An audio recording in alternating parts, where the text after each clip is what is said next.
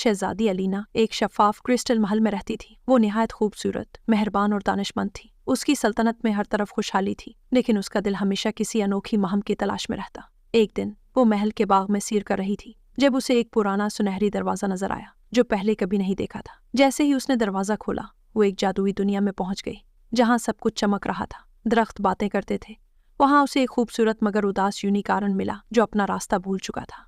अलीना ने उससे नरमी से बात की और वादा किया कि वो उसे उसके जादुई जंगल वापस ले जाएगी।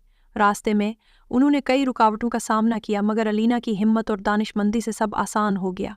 जब वो मंजिल पर पहुंचे, यूनिकॉर्न ने शुक्रिया के तौर पर उसे एक चमकता हुआ ताज दिया जो हमेशा उसे दानिशमंदी और मोहब्बत की रोशनी अता करता। उस दिन के बाद अलीना ने अपनी सल्तनत में और ज़्यादा मेहरबानी और इंसाफ फैलाया और सबकी महबूब हुक्मरान बन गई, जिसकी कहानियाँ हमेशा सुनाई जाती रहें।